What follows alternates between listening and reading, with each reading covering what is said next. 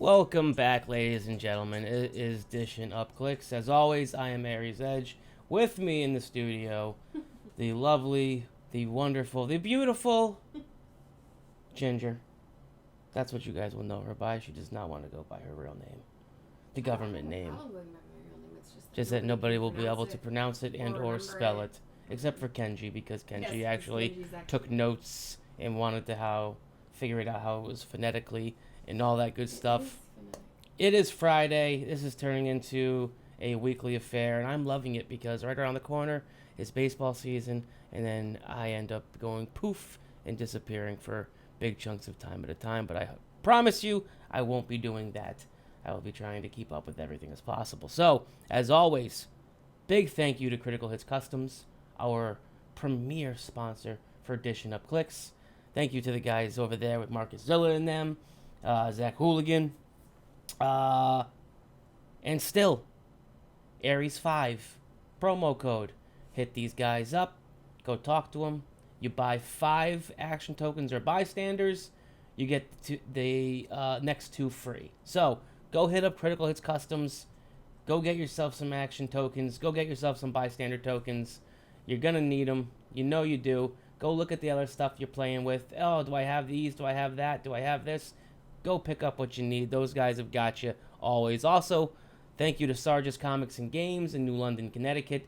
They will be hosting the February 9th WizKids Open here in Connecticut. And, of course, I will be judging that day. And also, I'll be trying to do some live streams that day, too. So, subscribe to the YouTube page. Hit that bell for notifications. And you'll be able to see all of the games that are streaming. It is a sealed event, so you will get to see what everybody's pulling and things like that. And maybe even, I don't know, maybe hear some commentary from yours truly and maybe a couple others who are kicking around that day, depending on what we have for a turnout. But as always, right now, we are seeing pre-releases. It is that time. Captain America and the Avengers has technically kind of dropped. We're having the pre-releases. You're probably going around and you're seeing all the posts on the Facebook pages, especially Heroclix International Exchange. Don't complain about the pre-release prices. Obviously, they're pre-release prices. Don't go firebomb someone's post, things like that. Wait for things to settle. Wait until February 5th, the actual drop date. Speaking of that also, we've been seeing some trades and some other things on other pages. Again, I can't emphasize this enough.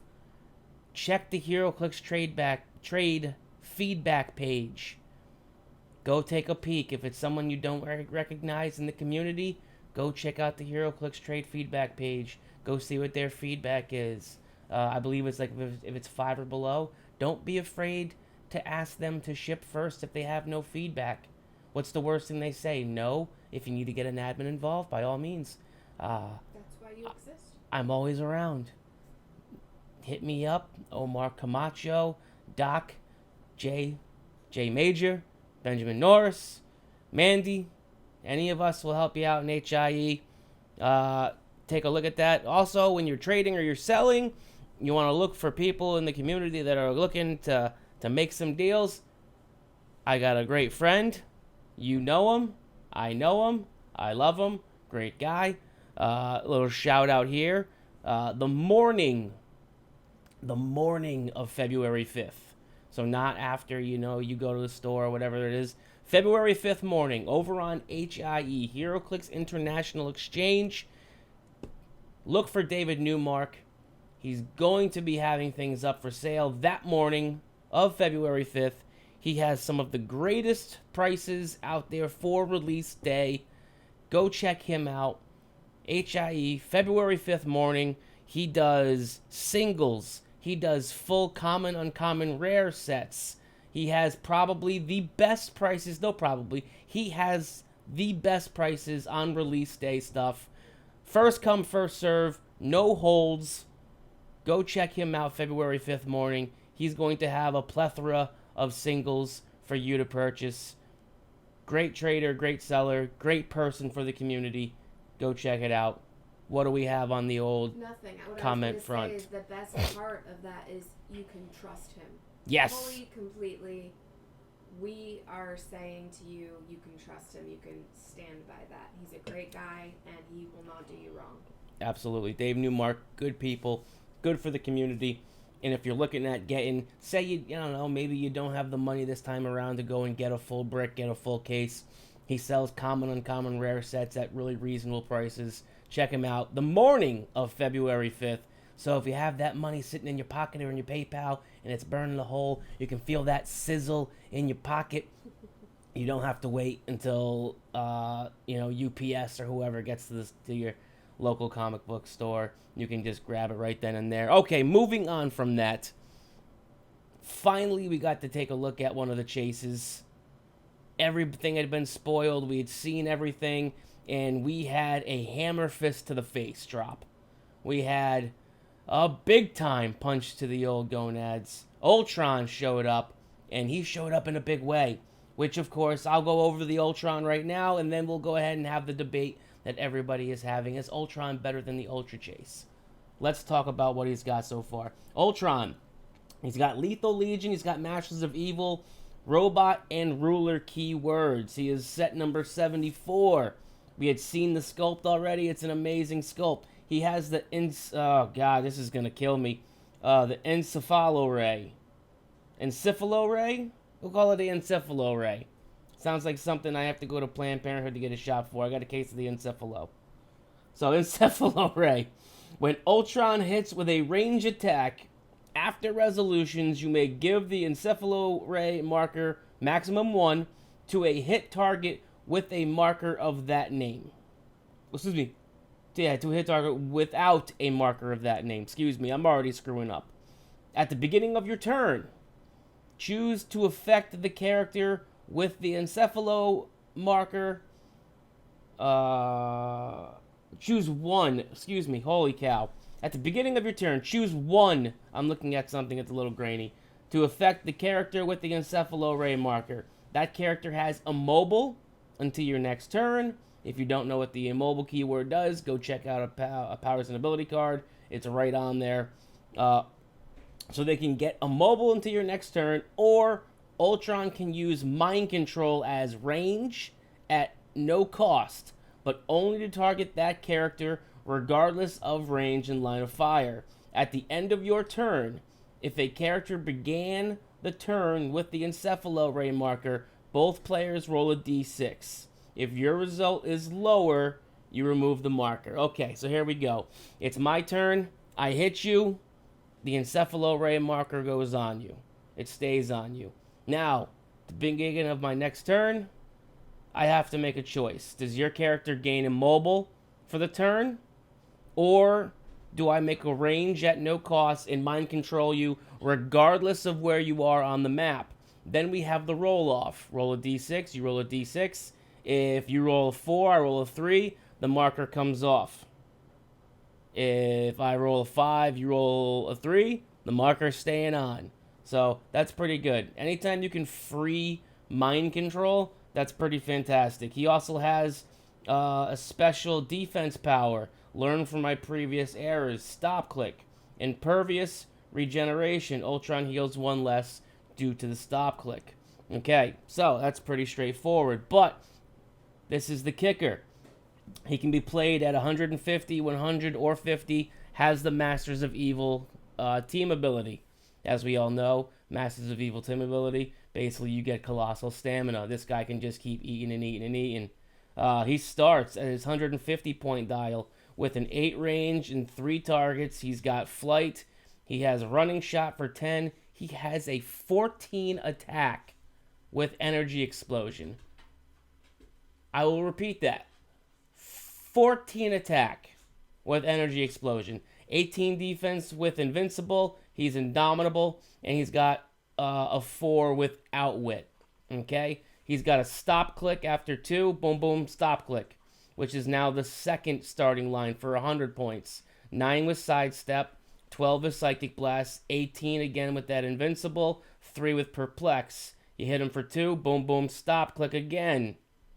Okay, now it's the beginning of your third point value starting click. An 8 with stealth, an 11 with incapacitate, 17 with invincible, 3 with probability control. So each starting line gives you a little something. The heavier you go, the more aggressive he can be. Then you have to finesse him a little more with the sidestep, and then he's more kind of defensive where he's got stealth, and you have to kind of get him into position to do stuff. Also, I forgot to mention, you hit him for 1, 2, 3 more clicks, he's got a third stop click. So that raises the debate. Everyone wants to know, who's better? Is Ultron better than the actual Ultra Chase Peggy Carter? We saw something like this in the Earth X set, where Captain Venom was more sought after than the actual Captain Marvel Ultra Chase. Now, this is all going to depend on what your playstyle is. Do you want to sink 150 points into your Ultron team? And then if you want to try and theme it, are you going to do a Masters of Evil team, a Ruler team, a Robot team, or a Lethal Legion team? Because, in my opinion, for 100 points, say you're playing middle of the road for 100 points, 9 with Sidestep, 12 with Psychic Blast, 18 with Invincible, and 3 with Perplex, there are better options out there at 100 points.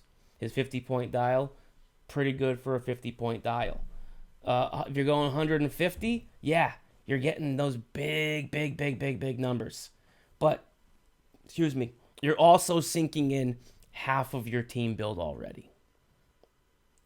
I personally think, and I'm going with the hot take, and I'm probably going to get some blowback on this one, I still think Peggy Carter is better than Ultron. But it also depends on your play style. Peggy Carter gives you more bang for your buck. Okay, let me pull up her dial. Now, when I say more bang for your buck, the way I'm thinking about it is the fact that she has she's more versatile. She can be played from the sideline.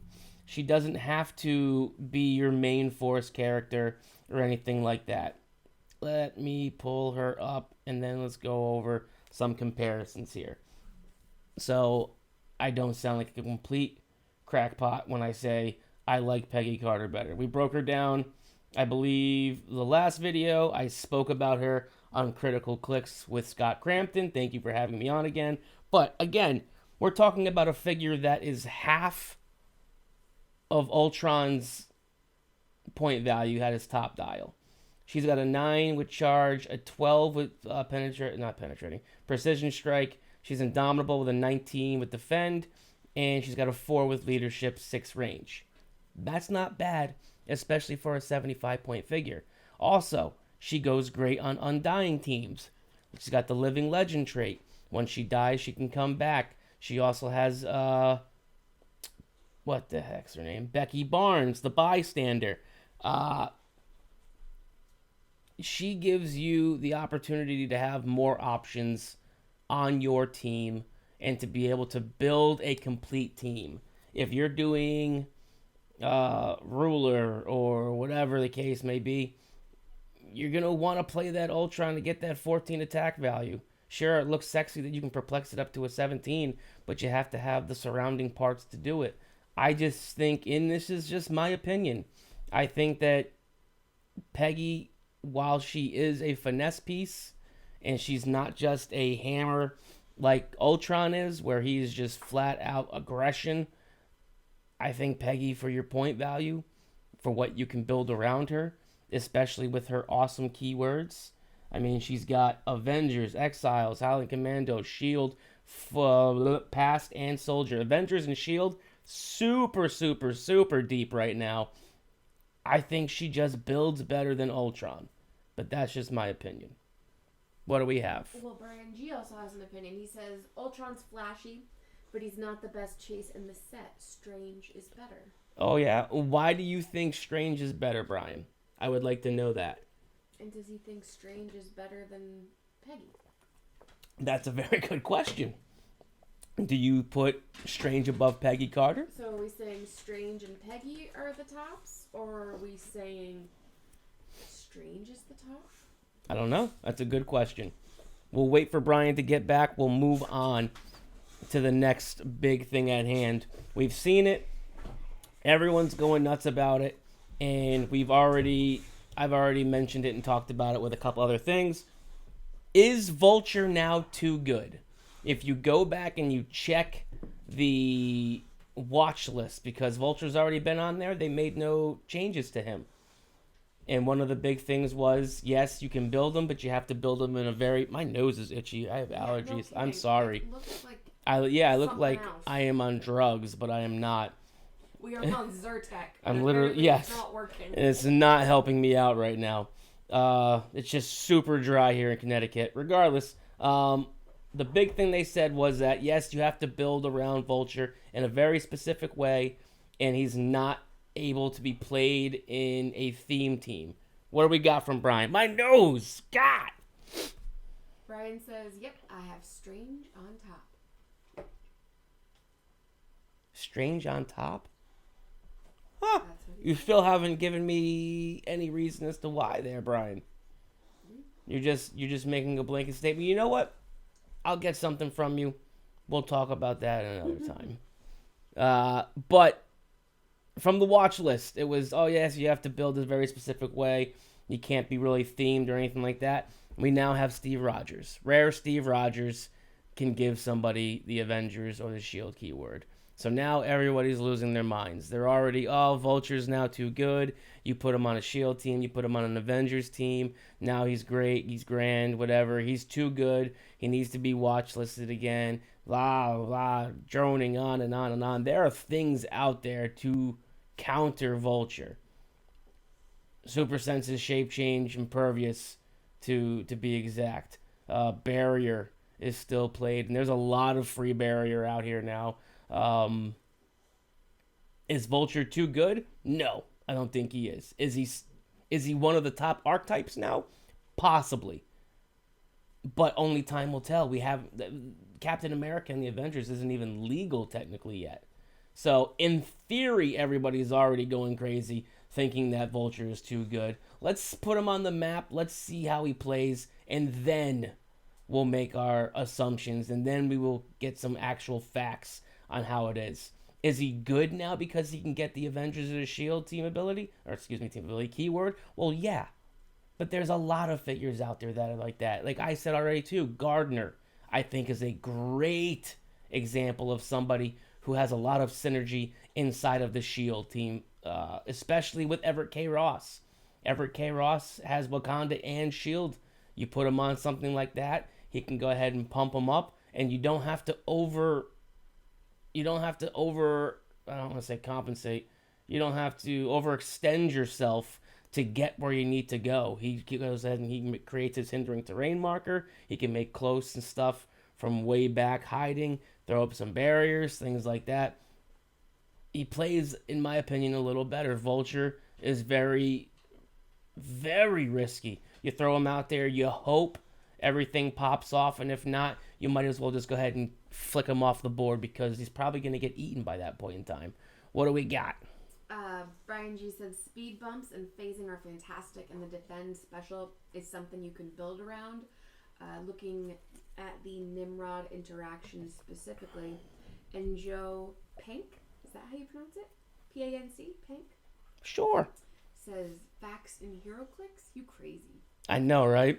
I know. It's crazy when you speak in facts instead of just crazy talk. Also, going back real fast too, one of the funniest things that I saw this week was people complaining about Ultron. You had the old heads that were like, Ultron is great, 14 attack value. This reminds me of like the old school Infinity Challenge times when, yes, we did have figures back then that had 14 attack values, and they're like, oh man, is this and that, he's perfect. And then you have some of the new heads that are playing that are like, 14 attack value, this is broken, it's gonna ruin the game, the power creep is crazy, rah! 14 attack values, we had quite a few guys back in the day that had super, super high attack values. Old school Thanos, old school Firelord was up there, old school Ultimates Thor was up there, again, Ultron. We've had guys that would go up there, just the bottom would fall out of them quickly. And we didn't have all the bells and whistles back then, like special powers, traits, relics for that matter. It wasn't until almost like halfway through the uncarded era that we finally started to get feats and battlefield conditions and things like that. That's why when back then we used to have our feats, our stuff was called the pit crew. You would have Destiny with your prop. You'd have a couple of the con artists that were called some other things that had your cheap perplex. I mean, I think you had one of the AIM figures that had your TK and things of that nature. But getting back to Vulture, I got a little sidetracked. I apologize. I get very excited when you talk about nostalgia and you talk about the old back in my day. I sound like I sound like my grandfather talking about back in my day we had to this and this. Back when I played Heroclix, you just brought your figures and the powers and ability card, and you just rolled really crappily and tossed your dice. Well, things haven't changed that much then, I guess. So, is Vulture too good? Does he need to be reeled in already? No, he doesn't. There are things out there, in my opinion, that I don't want to say counter, but play very well against Vulture. And again, Undying is definitely one of them. He goes up against somebody who's playing a Sabretooth and a Magneto construct, and it goes against like the Immortal Hulk and things like that. Vulture's screwed. Vulture, you can basically write that match off. Vulture now has to play a whole different type of game. He can't just go out there and expect that he's going to ping pong and bounce around and just KO stuff and keep charging and eating. It just won't happen. And again, we've seen a lot of people playing the Sabretooth and the Magneto and Mr. Sinister just for that matter. They're good figures that don't die easily. So, Vulture, yes. Vulture gets a boost. Is it pushing him into the stratosphere that makes him too good? I don't think so. But only time will tell. We'll have to take a look at it and see how it plays. Do I see more and more people now all of a sudden going out of their way to play Vultures? Probably. Because it's the new hotness. It's the new thing.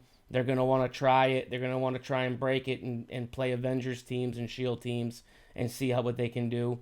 But again, I still think it's beatable, and I still think good players who know the game, who were beating Vulture teams before, are going to continue to beat Vulture teams. And I saw somebody post that, it takes all the strategy out of it. Vulture is just stupid. Any novice, and I'm cleaning up the wording, any novice could just go and play a Vulture team and just completely wipe another person's team and this and that. No, doesn't work that way.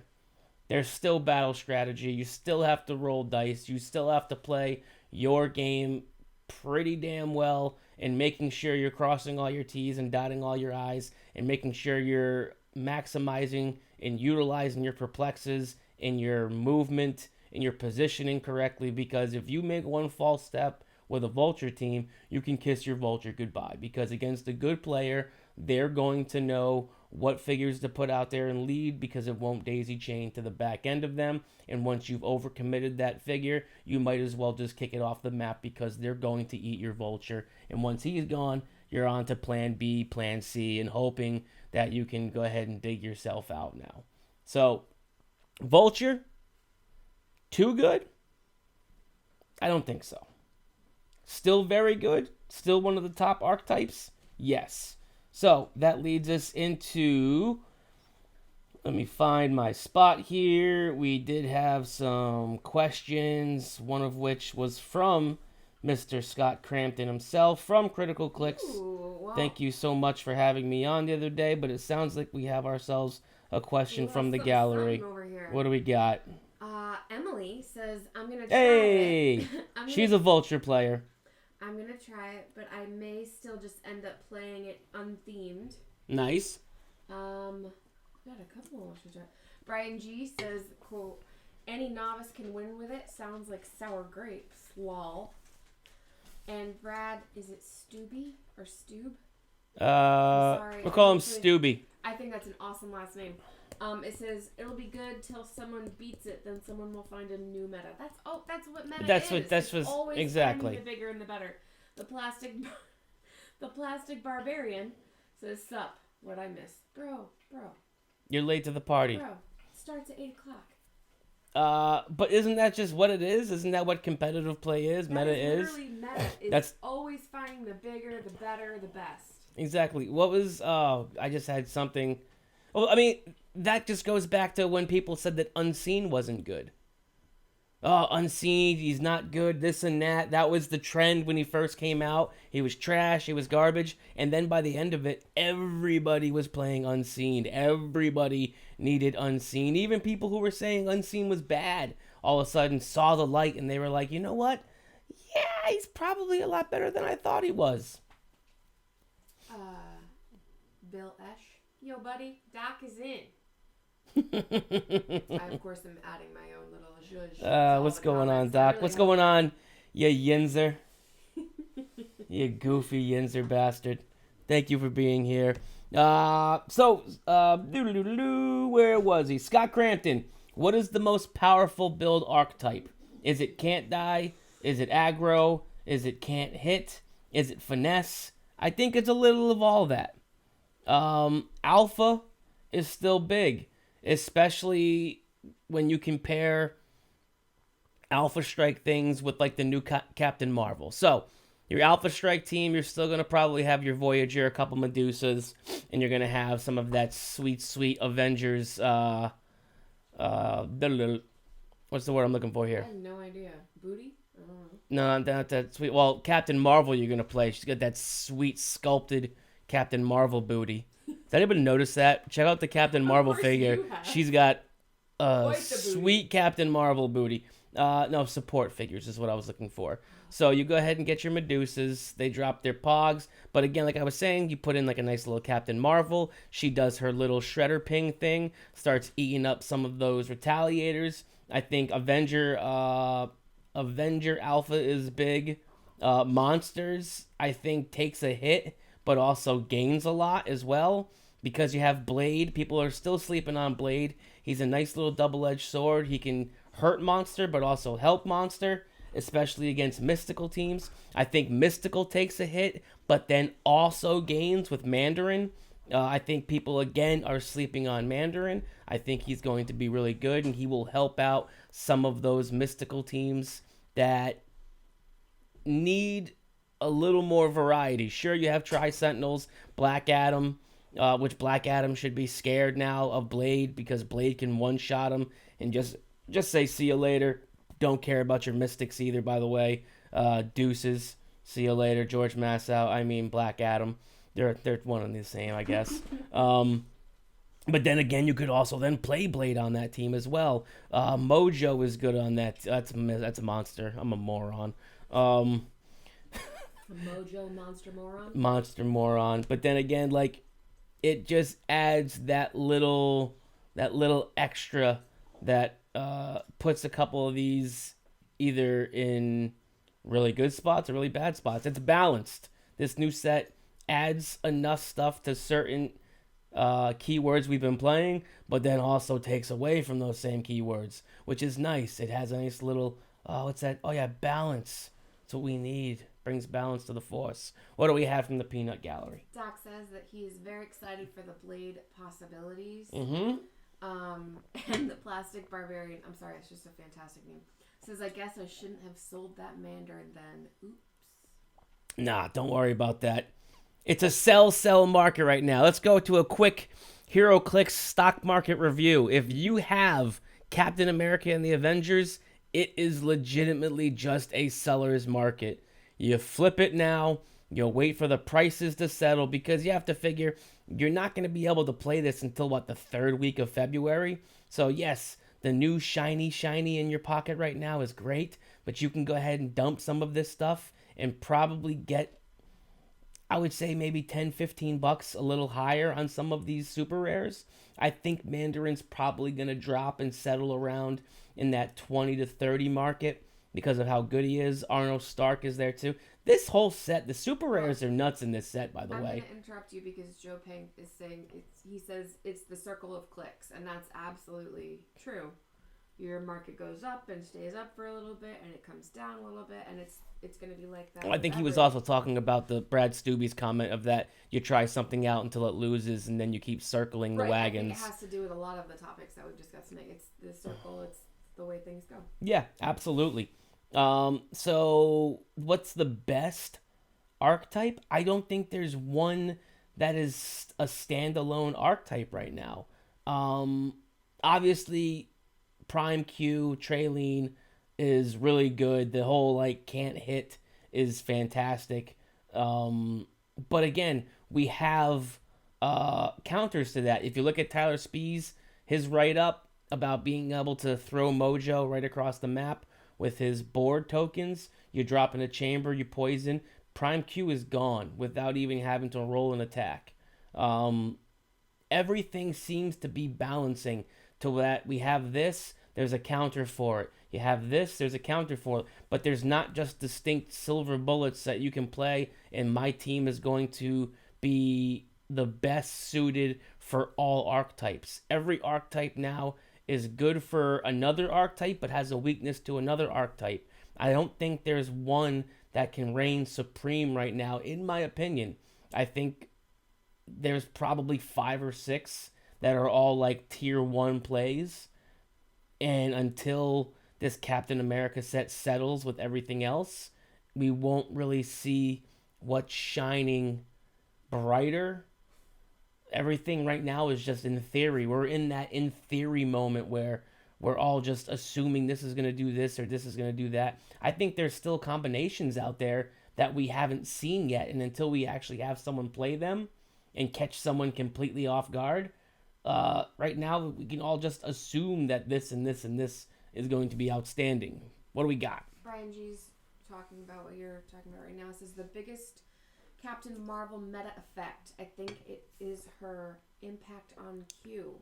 Mobile ping might make running him less appealing. Absolutely. I don't know what that is, but okay, so when Shredders were played, this is from the Teenage Mutant Ninja Turtle set. They had an ability that once they moved into base to base with somebody, it deals a penetrating damage. Captain Marvel now has an ability where she can use hypersonic speed. And after her movement and after the resolution of her action, she can then choose a figure whose square she moved through and deal that character 1 penetrating damage.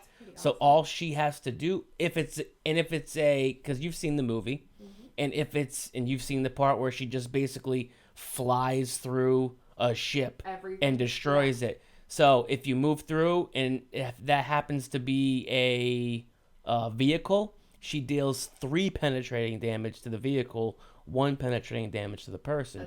So you can literally just kill a Prime Q now just by moving through his square. So she's awesome.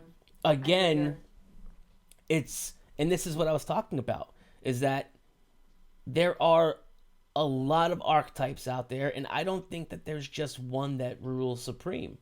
I think there's going to be a lot of trial and error. People are going to have to really start digging deeper and going to the well a little more.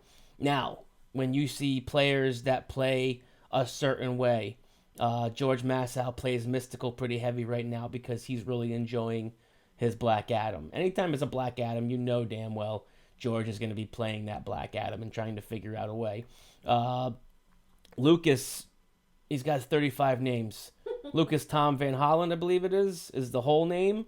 If I screwed up one of your 17 names, I apologize. I feel you on that, bro. He's super heavy on the Tri-Sentinels. Now maybe he builds something a little differently because of some of the things that comes out.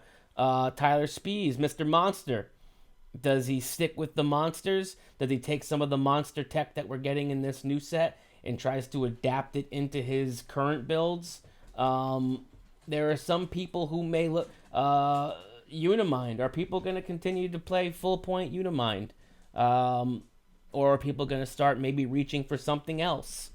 Just because of the amount of Kobik Trader. Is people going to still be on the Kobik Trader wagon there in Gardner? There's a lot of different variables right now that we really don't have answers for. And until we integrate this set into the old stuff that we have right now in Modern, we're all just flying by the seats of our pants and just kind of thinking, oh, yeah, this might work, or oh, yeah, that might work. But we don't know. We don't know.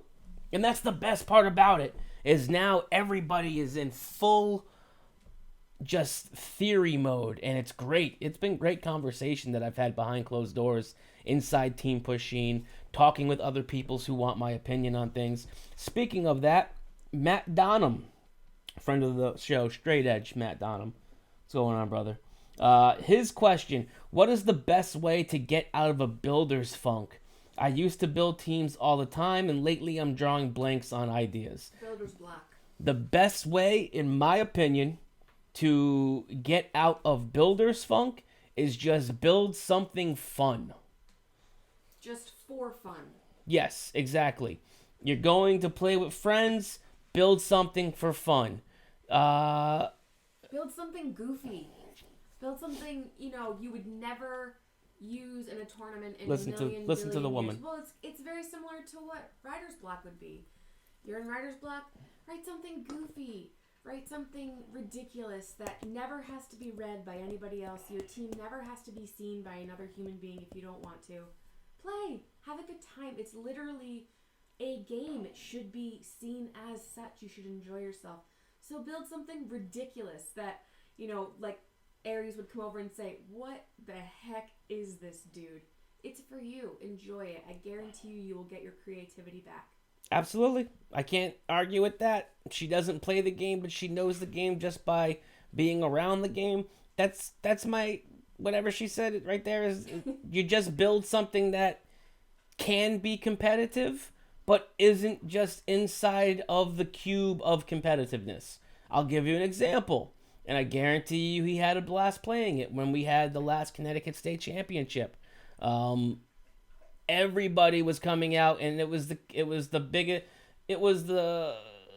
gripe of the century when it came to Pauper.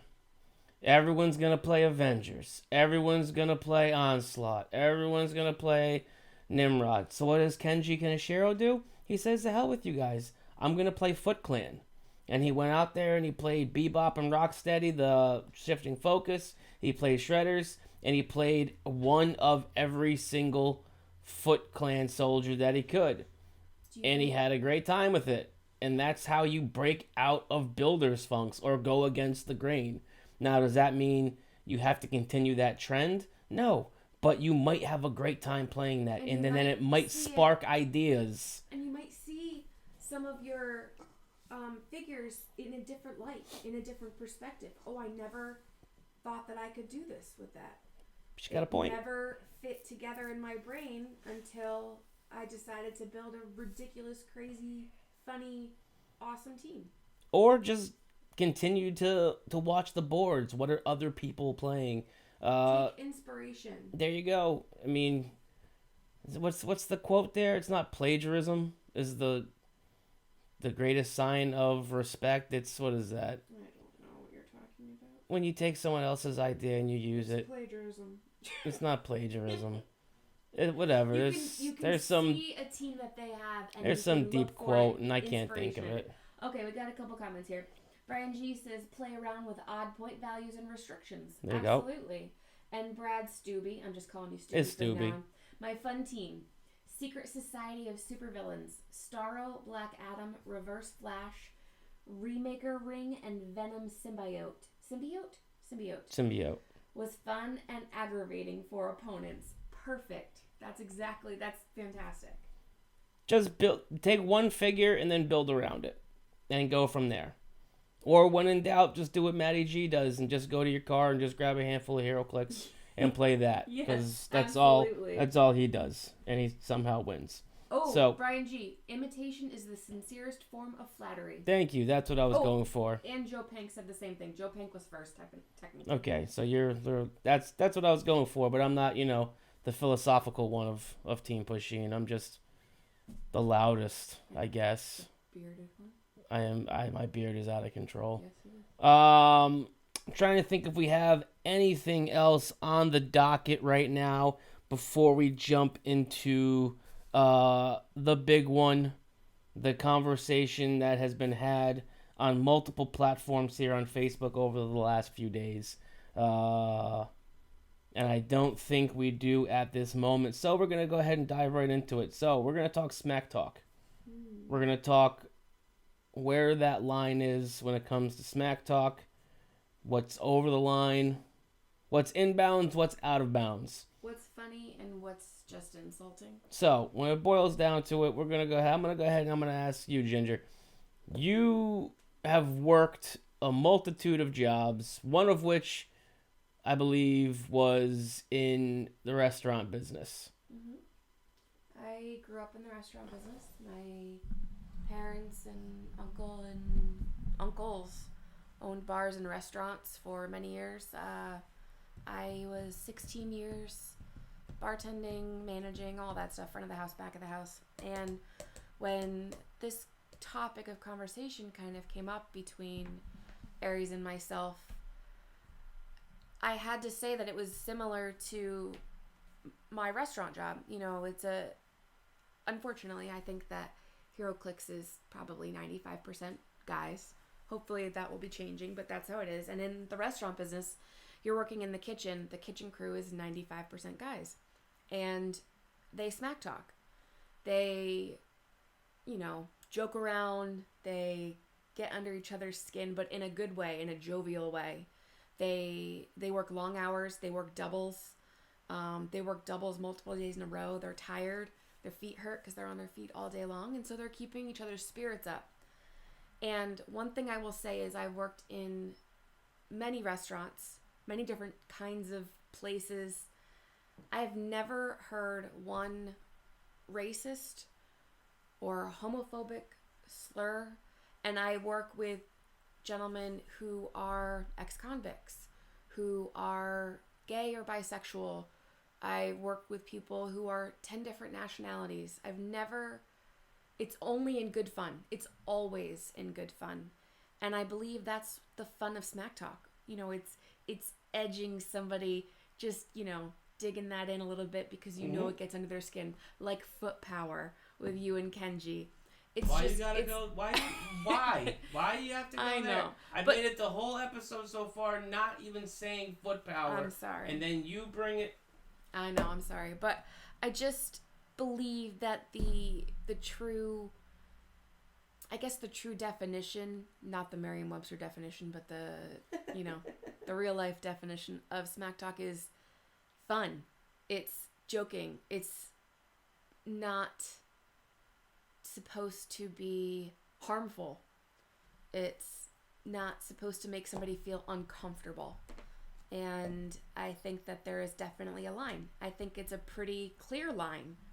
I don't think it's really for me, I guess, I don't think it's really a gray area. There's no gray area when it comes to racist slurs. Well, that's a whole different There's no gray area when it comes to homophobic slang, or anything like that. But I would like all of your opinion because I kind of feel like many people are on my page and I kind of feel like there's a few people that aren't. So let me hear. Okay, so here's the stance on it. Here's my opinion on it. We're not going to mention names. We're not going to mention details. We're not going to do that. Why? Because I don't care enough to drop names. Brush. We're going to use the broadest Bob Ross brush and make some happy little trees. So many trees. It's going to be so great. Okay, so here are the off-limit things. You do not make any comments about the LGBTQ. Is Q still in there? Q's up They flip-flop it out in it. LGBTQ off the table. Racism off the table. Even if you think it is a funny slur, like a not to be taken Off seriously the table. It's gone. Don't even think it. Not tolerated. Shouldn't be tolerated. There's no room for it. Religion shouldn't even come up in conversations. So my thing is, if you're religious, keep it to yourself. It's not really, Like, it doesn't need to be, like, if you, again, it's for your personal thing. I don't really think You religion shouldn't, again, is- just talking. No, I agree with you. I'm just, it's hard to think of a topic. There's where been religion some would where come people up. have thrown out, this, that, or the other thing. What's the other one? Politics. Oy. Keep your politics to yourself. You want to put them on your page? That's great. That's wonderful. Those are the big four. LGBTQ. Did I say P? Did you just say P? P. LG. You get it. No homophobic slurs, no racial slurs. Keep your religion, your politics to yourself. Okay. Other than that, bring it on. Here's where things can get dicey. And let me just go back to the history of the Smacktalk page. Because there was an instance where somebody was like, okay, they went to a closed private page to talk smack about me instead of doing it to my face. There was a reason the Smacktalk page was created. I think I kind of had a hand in that because way back in the day, there was a player who, and I'll just say he won a golden world championship and did a lot of humble bragging and things like that. And I used to bash this person a lot to the point where I was basically told, A, you can't keep bashing this person. We created a Smacktalk page. JoJo Spencer kind of recruited me to be an admin for the Smacktalk page. This is long before, I'm sorry, Team Juggernauts. This is long before we had a Shots Fired podcast and a Shots Fired page. And the page was basically for that. You went and you put your Smacktalk or your grievances into that page, and it was closed for that reason, so it didn't spill over onto HIE or hits or Heroclix players and collectors and things of that nature. You want to troll someone, you do it in Smacktalk. You want to do this or that, you do it in Smacktalk. So it's not so much people are going behind your back to say things, they're just putting it into the appropriate forum to that we don't have to block people on other groups and it doesn't just turn into a firestorm. Mm-hmm. What do we have? Brad Stubby-Doo, says, just past that hurt feelings line, that's the sweet spot. But he also said, seriously though, it's the same as a job. You have to have balance. Know when to push and know when to let off. And that's true. And then Dave Cologne said, yeah, I made it. Dave, Mr. Clixo is here. I'm glad you made it. So, as you have seen on my page, on the Dishing Up Clicks, myself and Matty G like to go back and forth a lot. This stems back to when he couldn't perform well enough, and he actually, made a bet with me, and he finished below me. Okay. Below me. I understand. So, and again, it's fun smack talk. You can continue to go back and forth and back and forth. There was an instance that happened a couple days ago, and this is the worst part about the internet is you can't tell infliction. You can't tell infliction. The inflection. I'm so fucking stupid. Afflicted. That's what all like the spangly shirts. I'm into MMA, dude. So. About somebody's comments. Somebody made a comment, somebody felt a certain way about it, and then everyone jumped onto the bandwagon of you're calling this person a bad parent, you're calling this person this or that. I'm not going to take a side here. I'm just going to be devil's advocate, and I'm going to talk on both sides of this spectrum, okay? Unless this person comes flat out and says, you are a dirtbag father, you are the worst human being on the face of the earth, you are XYZ, whatever the case may be, you can't put words into that person's mouth. If they're speaking about facts and truths, they're speaking about facts and truths, and they're pointing that out to you. If you feel some certain way about it, by all means, go ahead and clap back. Go ahead and say what you have to say, and you can go back and forth about it. But if they don't flat out say it, you can't assume that's the intentions of that. And it is hard when it comes to text or messaging, if you're not actually speaking to the human. And that's what I was trying to go, inflection. Yes. No, I said infliction because I'm an idiot. So, but then you also, there's just fine line where people, and you don't talk about family and things like that. I will bring up a couple of examples. And I will use this person's name because he's a scumbag and he is in the New England area. His name is Marco Diabendetto, or however you say his stupid name, who went on this. Nope, he is a jackass and he deserves every single thing that I'm going to say about him. And if he hears it, I hope he does hear it. But when you go on the Smacktalk page, and even on the Smacktalk page, where it's all about razzing and ribbing and doing that. But when you go on a page and you threaten to sexually assault somebody's fiance, you're a scumbag. You have crossed the line. You have crossed the line. If you're a person who is down south and you're talking about blowing your face off and trying to create all these cash games, and then in a live video, you threaten somebody with physical violence that may or may not be relating to, in a slang terminology, of a weapon or a firearm, you deserve every single comment and troll that you can possibly get. It shouldn't exist. Those are the lines that you do not cross. Now, can you tippy-toe that line and you can point things out to somebody? Absolutely. But here's also what you have to remember, is if you're going to be a public figure, if you're going to do a YouTube page, a podcast, you're going to run a page, you want to be a bigger part of the community, if you say something dumb like foot power instead of movement power, you need to have the big shoulders to be able to deal with that criticism. Because in this day and age, trolls live everywhere. And if you give them an inch, they're going to take a mile.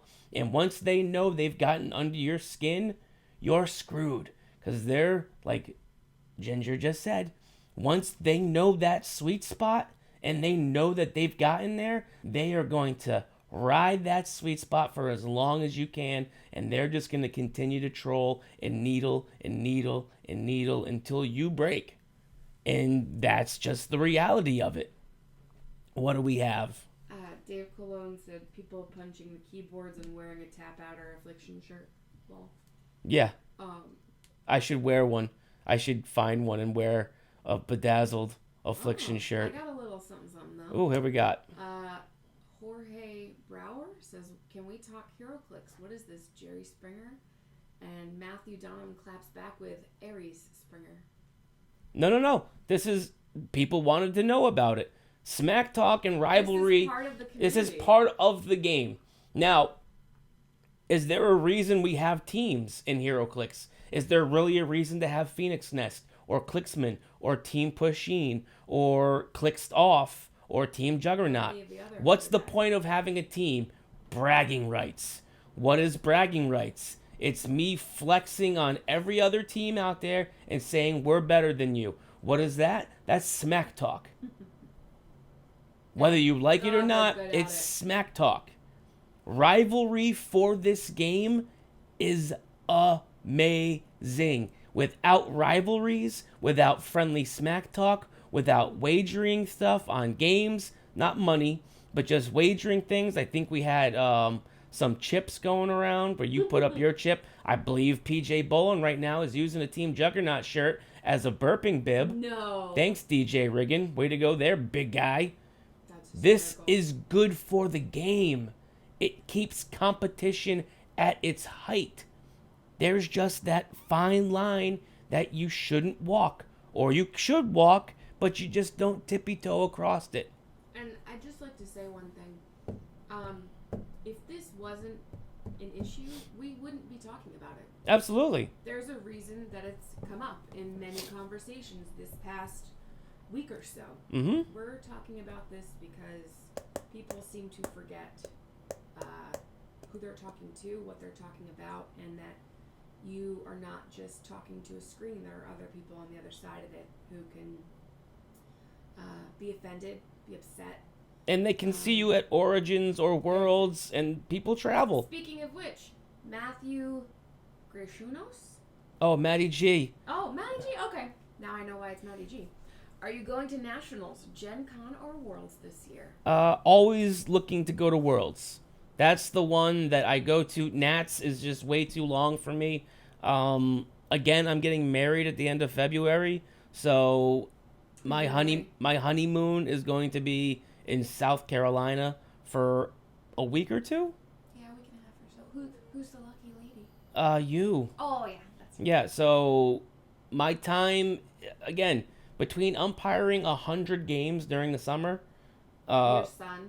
Yeah, I have as much time with my son, but again, he just got his permit. He's into girls, things like that. So visitation and seeing time with as him much as possible. is shrunken down. I get that Heroclix's like hot time is the hot time. It's in the summer, but when I'm traveling to Providence when you're doing to 10 do games in 2 days. yeah to do 4 games at a We're not college complaining. showcase. No, We're not one lucky. bit. I'm just explaining as to, and I'm sure Maddie's gonna bring it up. Oh, you need to travel outside of New England.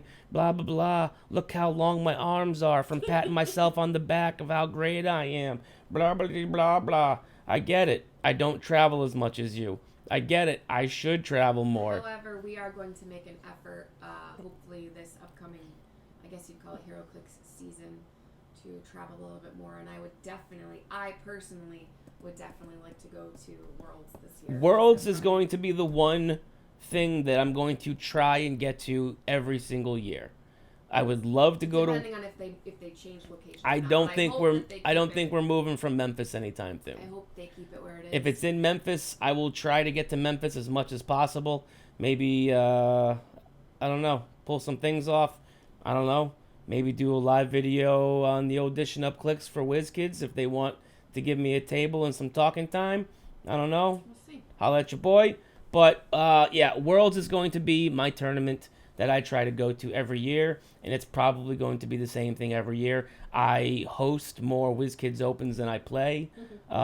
This time of year, too, like I said, it's hard for me for the fact that I have a wedding coming up, and as much as I would love to, Nancy, I'm still trying to come. I was given the green light for my birthday, but it's just a matter of making the time to get there, which is in Astoria, New York. So I'm still trying. It's going to just depend on some variables and things of that nature.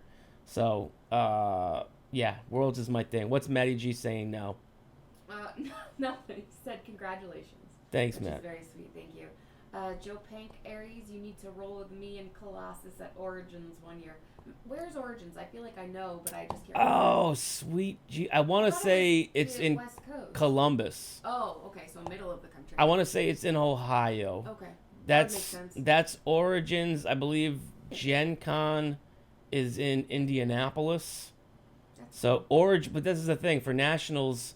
It isn't just like a Friday, Saturday, Sunday. It's a Wednesday, Thursday, Friday, Saturday, Sunday. You literally have to make you pretty much have to take. I would love to ride with you guys from have Team Buffalo Wild Wings there, roll down and scoop me up.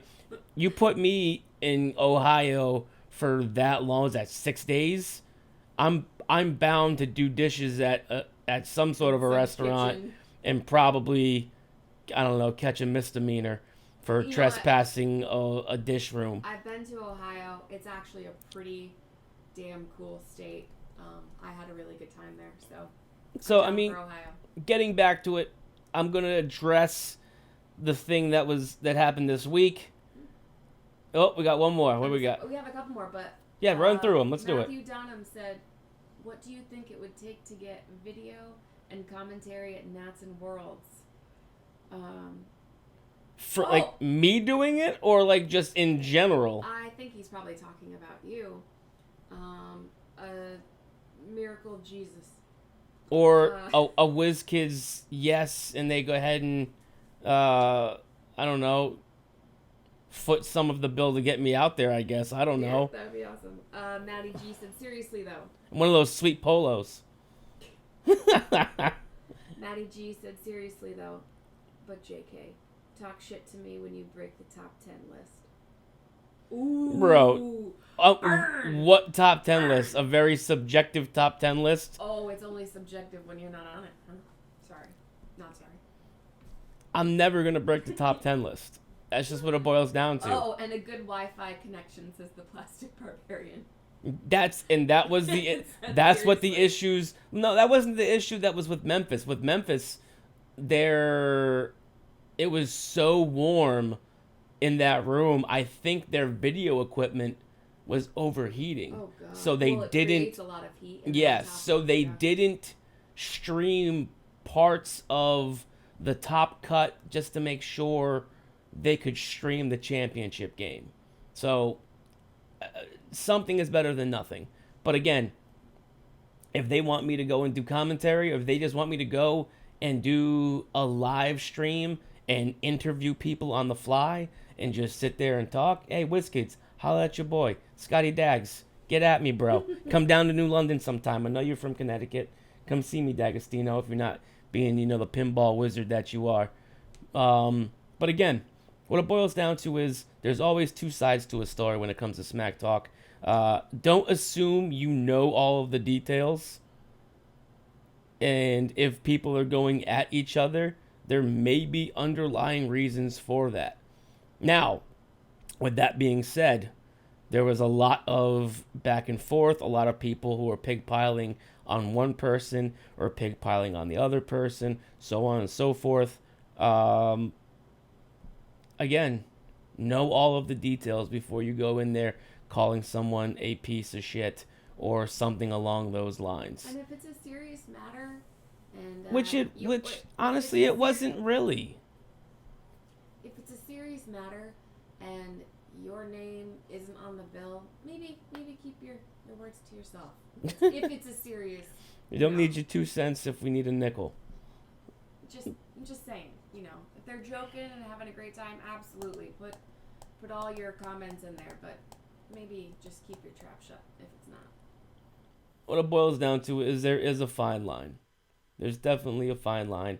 Smack talking is great. Smack talking is one of the funnest things about this game. It's your religion. It's literally like, I'll say it until I'm blue in the face.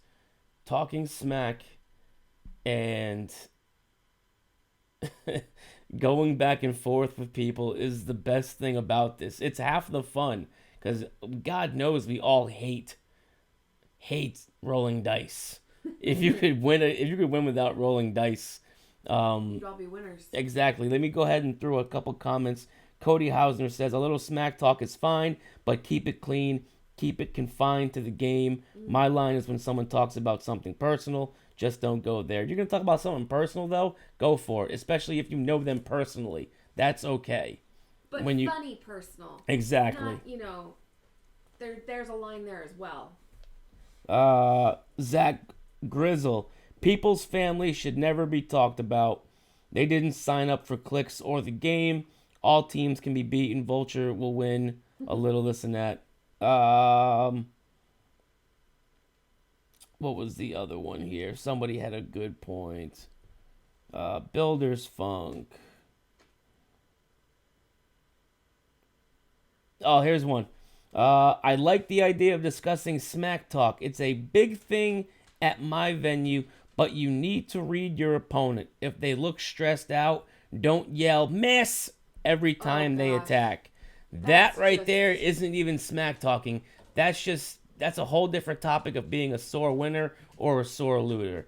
If you see a guy who is person, I say guy is a loose term, but human. Person is struggling, if they're doing the right things and their dice aren't cooperating or something like that, you don't have to rub their nose in the misses. And not just that, it's like yelling during Tiger Woods' golf swing. Like, you just chill. Let them play their game for a minute after they roll and they're done and everything. Then you can talk all the smack that you want. But if you're yelling and screaming just to throw them off, that's not cool. That's, you know what? That's not a strategy. No, that's poor sportsmanship at that point in time. Easy way out. It's poor sportsmanship. I mean, I think... I'm sorry, do you nerds not know who Tiger Woods is? Do I need to explain that? I think some might not. I know... You talking to me? I'm just saying. Or are you talking in general? Because you know damn well that I know who Tiger Woods is. Saying, the geeks sometimes Marcus Zilla wanted me to talk about WWE Wave 2 Heroclix. I talked about it in the last one, so I'm not going to do it.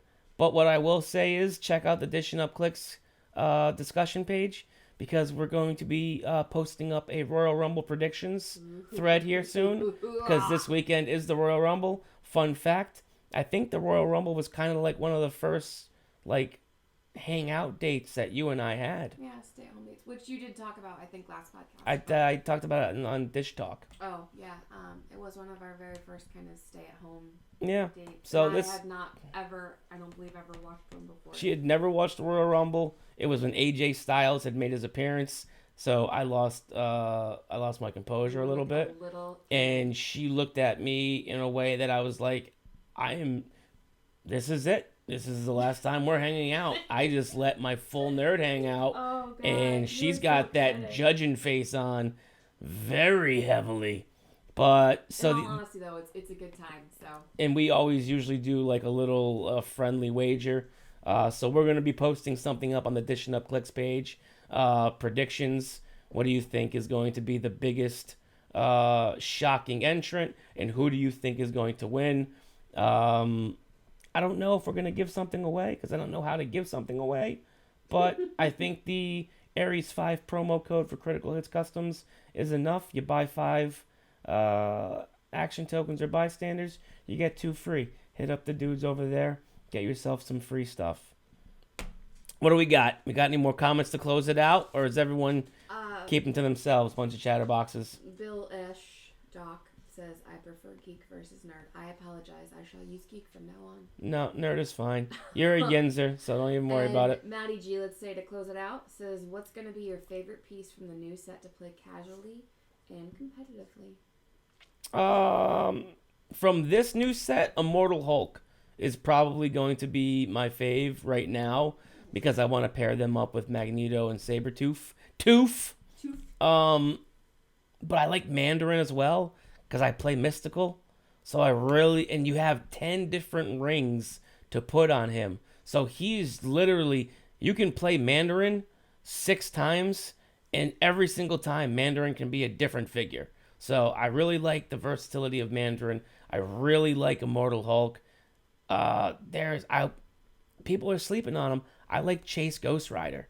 Being able to use the ram ability without getting the blowback of the unavoidable damage, I think's huge. When you can just blow through a bunch of figures, roll, and hit everybody and not take that bounce back, I think people are sleeping on Ghost Rider. He's also mystical, I believe, too. And I really do like my mystical teams. So I will be toying with that. I think that's it. I think we're good.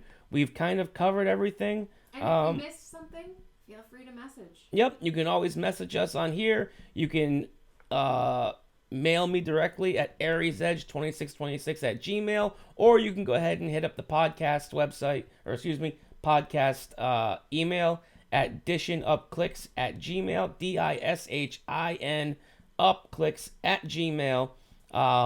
If you want something covered on a future live video, go ahead and message us. Definitely. You have any questions, concerns, you just want to shoot the breeze and talk Heroclix, I'm always around. You have any problems with a trade or something like that, I happen to also be an admin over on HIE. Hit me up and I can help you kind of solve some problems with some of those trades and whatnots. So with that being said, we're going to go ahead and close this out. I wish you guys all have a great weekend. If you're watching the Royal Rumble, I will be watching it as well. Stay tuned. You might also get to see a little live footage of me playing Heroclix this Sunday at Sarge's Comics and Games.